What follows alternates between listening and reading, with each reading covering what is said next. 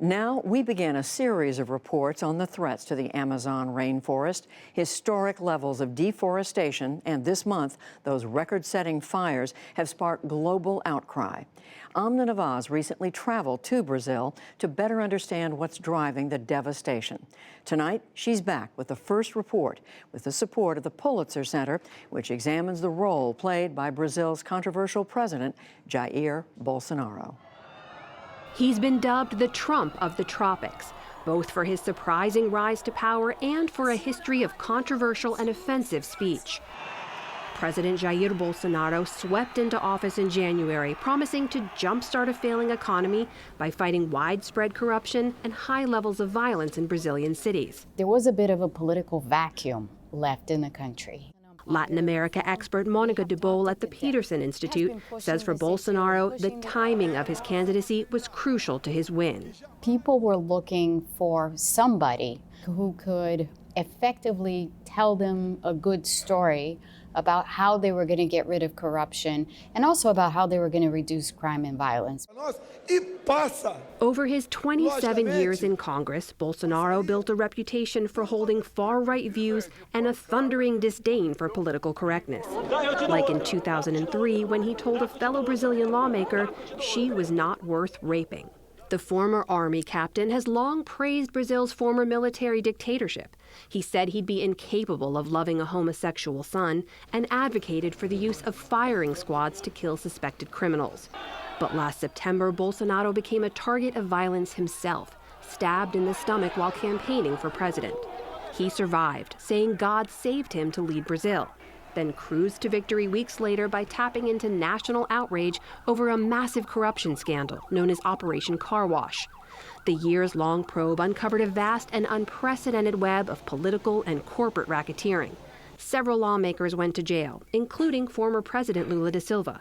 Public backlash against the establishment was swift and severe. Brazil's democracy, while people still believe in it, they think it's been shaken to its core because of this corruption scandal. And therefore, Bolsonaro was pretty much the right person to appear at the right time for the conditions that were set in the country, but far from being the kind of leader that Brazil actually needs to get over a lot of the problems that it has.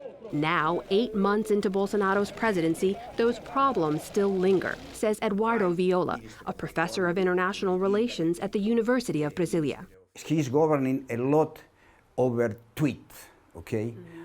Like Trump, more or less, okay? And so this many times create crisis.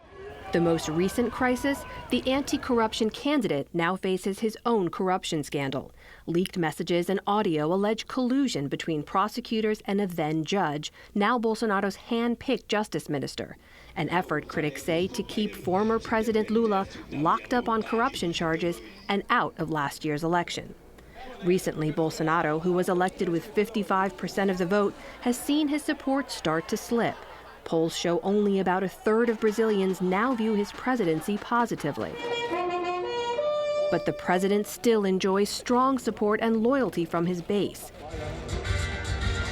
Thousands of Bolsonaro supporters took to the streets earlier this summer at pro-government rallies around Brazil, this one in Sao Paulo.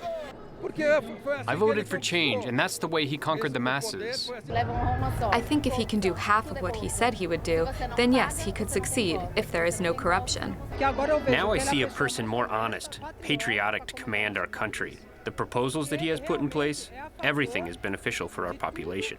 But one group tracking Bolsonaro's rise in rhetoric with concern is the environmental community. I think there's a dangerous combination of an anti-science discourse and an anti-environmental discourse. Mercedes Bustamante is a biologist and professor at the University of Brasilia. She says Bolsonaro's push to open up the Amazon rainforest for more agriculture and mining threatens both the battle against global warming and Brazil's image and legacy as an environmental leader. Brazil made a huge progress in the last years trying to reduce deforestation rates in the Amazon. But now, as the economic situation in Brazil is not that good, the main argument is that environmental protection is stopping Brazilian economic growth. Bolsonaro's administration has already overseen historic levels of deforestation. rolling back regulations on protected areas in the Amazon, and slashing the budget of Brazil's main environmental agency by 24%. He has weakened all of the environmental agencies in Brazil that were responsible for licensing, monitoring, and just sending people out to make sure that deforestation wasn't happening. He has basically upended all of those institutions. But one policy turnaround by Bolsonaro has given environmentalists hope. His reversal on a campaign promise to pull out of the landmark Paris Climate Accord, signed by almost every nation in the world. Believe me, this is not what we need. If that pledge to pull out of the international climate agreement sounds familiar, it's because President Trump made it first. I was elected to represent the citizens of Pittsburgh, not Paris. Trump and Bolsonaro have forged an ideological bond over the last year. But we have a great alliance with Brazil, better than we've ever had before. Are the two really that similar?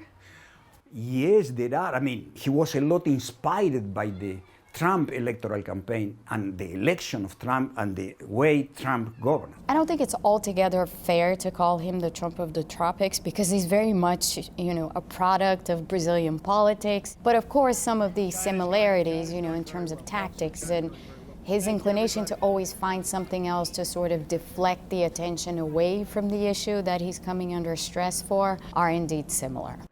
Another similarity, Bolsonaro keeps his family close. His 3 adult sons are all elected officials. The most visible is Eduardo, a congressman often seen by his father's side and often serving as his foreign envoy. Last summer, he accompanied his father to Washington, D.C., in June to the G20 summit in Tokyo. How much influence does he have over his father? In terms of foreign policy, a lot. The influence of Eduardo Bolsonaro, all the sons, is very strong, more than any other minister. Trump and Bolsonaro, they are very, very close. While in the capital city of Brasilia, I asked Congressman Eduardo Bolsonaro what similarities his father shares with President Trump. They do not care about the politically correct. So they think, they talk. The same way that they speak with their friends, they're going to speak with the press. Congressman Bolsonaro, now under consideration to be Brazil's ambassador to the United States, staunchly defends his father's past remarks, including him insulting a political rival's looks by saying she wasn't worthy of being raped. You don't deny your father said this about a woman, about a political rival? No, because she attacked first him. What about the comments about having a homosexual son? He'd never be able to love a homosexual. I'm sure if I would be a homosexual, my father will love me, for sure. There were a surge in attacks during the election against LGBTQ members here in Brazil. 2 trans women were murdered during that time, and there was a direct link to their killers being supporters of your father. Do you worry about that? No, I think my father got stabbed. He's the victim. People sometimes try to do this kind of relation. This was separate from the attack on your father, though. This was related to things that he had said. Do you think the LGBTs sent someone to stab my father? Do you? I don't know. You're saying that the word of my father has an incredible power that influences people to kill each other. So if Jair Bolsonaro starts to say that we have to love each other, do you think the murders would stop in Brazil? Do you believe your father's words carry influence? I don't think that he has so much influence as people trying to do this kind of relation between murders of LGBT people. Poll numbers have been sagging recently. Are you worried that he's losing support? No, I don't see it this way. I think that to fix Brazil after 13 years of socialism, we are not going to fix it in a couple of months. It's a long way that we have to run, and I think 4 years it will be the first step. President Bolsonaro has moved quickly to redefine Brazil's place in the world. But his moves in the Amazon are already sparking international backlash, according to Monica DeBoll. And she says the economy will determine the fate of the Bolsonaro presidency. Brazil is in a very, very delicate place right now because you have this economy that's not taking off. And, the levels of unemployed people, very high unemployment rates and rising inequality, that's obviously going to lead people to at some point think, well, we voted this guy in because we thought he was going to turn the situation around, and it's actually not happening. Bolsonaro's challenge? Work within the very institutions he derides as he tries to deliver on the campaign promises that propelled him into power.